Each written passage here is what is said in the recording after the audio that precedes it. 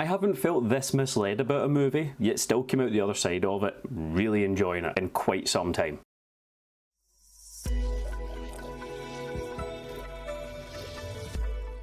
Very quickly, if you are new here, I like to cover off those movies that get less talked about and less reviewed. Really just try and find a few hidden gems for myself and recommend to you guys. So if you are new here, please do hit subscribe, it really does help out the channel. And let's get on with the review. Duel. So the synopsis for Duel is what kind of misled me here. Whilst it's all true, I set my expectations way wrong for this movie. So the movie's following Sarah and she's been diagnosed with a terminal illness. And in this sci-fi thriller we have here, there's a company that can make a clone of you to kind of replace you after you die. However, there can only be one version of you. So when Sarah's given the good news that she's all clear, this movie leads into a fight for the death for who can be the only Sarah left. With that, I went into this expecting a kind of action-packed movie. It's not what I got here. I got something a lot deeper. The movie opens up on one of these fights and it is very good opening. It really sets the tone perfectly for this movie. You know, it's a fight to the death. We see two people with a table of weapons each on like a massive football pitch, and they just need to go at it and make sure only one comes out alive. And the whole thing's been televised with an audience as well, which is really interesting to see. It's just that kind of lack of empathy to the scenario and clearly making a spectacle out of it. And even the audience, there's not really cheering, it's very quiet. The sound that you hear is more just the sound impacts of the weapons they use. It's like a golf audience, if that makes sense, just the kind of light clapping if anything. Once that's out the way, we jump into Sarah's story. She's very distant from her mum. You can see that when she's kind of not taking calls from her or just generally communicating with her as much as she probably should. And then her boyfriend Peter as well. So they're in a long distance relationship and that seems to be a dwindling relationship. You know, they don't have much to talk about. You know, they're on video call to each other and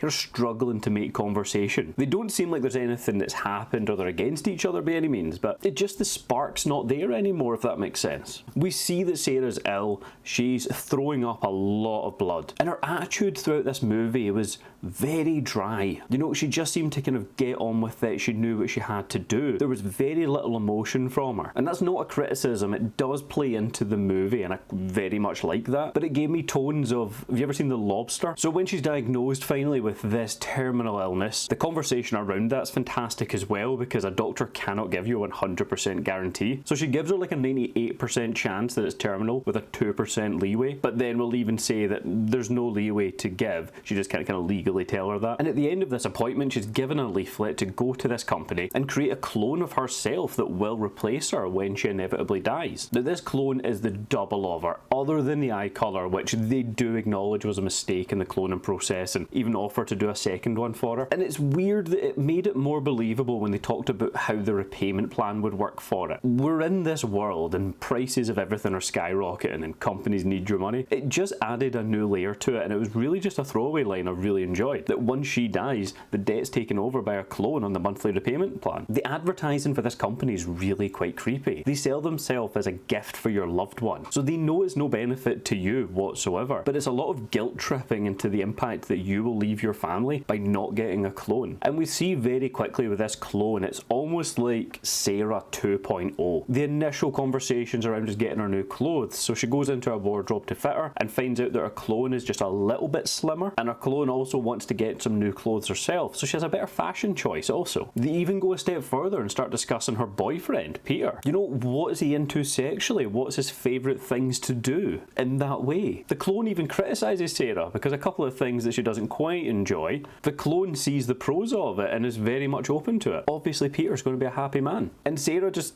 accepts this. Again, her attitude is very dry. You can see it's kind of knocked her a little bit, but she gets on with it. Now, understandably, we do a time jump in this movie. It jumps about 10 months later, and we see that the clone and David are getting on in their relationship. David's kind of moved on to her, preempting, of course, Sarah's death, so just begins the relationship with the clone. And the clone has even rekindled the relationship with Sarah's mum. And Sarah, she feels so out of touch with all this. You know, the clone is essentially like the honeymoon phase version of her and is just saying all the right things and doing all the right things. Whereas Sarah's hit that rut, it feels like, in her life. And that to me is what this movie is all about, is how easy it is to slip into that rut. Whether it's in work, personal life, relationships or family, Sarah has clearly fallen into them. The clone is the honeymoon version of her that is just one step above her at every turn. Now with the somewhat good news given the circumstances. Sarah's told that she's not terminal anymore, she's actually in remission. As I said earlier, there can only be one version of Sarah existing, so this then leads to the duel, where they will fight to the death and one of them can live. And so to do this, Sarah seeks out some combat training, and this is where we get Trent that comes into the movie. He doesn't play a massive role, but anytime I can see Jesse's face, I am so for it. He's teaching her specifically combat training for this duel, in the way that there's a table of weapons and what would be the best choice versus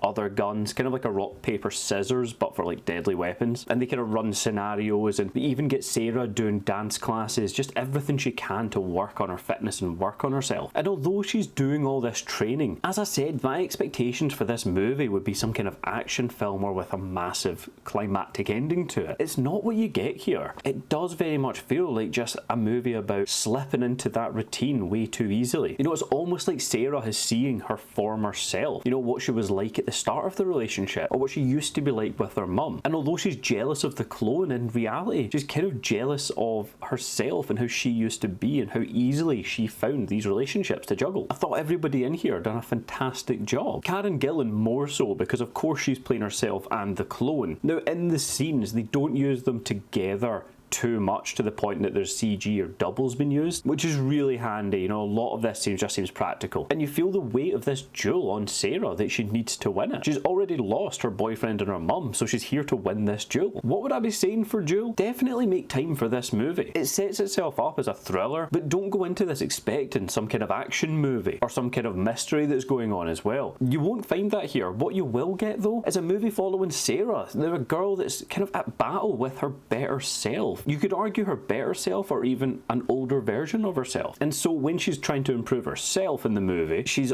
trying to get onto the level of her clone in her head. It's a really interesting one when you think of it in that respect. So like, that was just some of my thoughts on Duel. Have you seen it? If you have, please do let me know if we agree or disagree. And if you are new, thank you for sticking around to the end, and hit subscribe to see more. And as always, thank you so much for watching.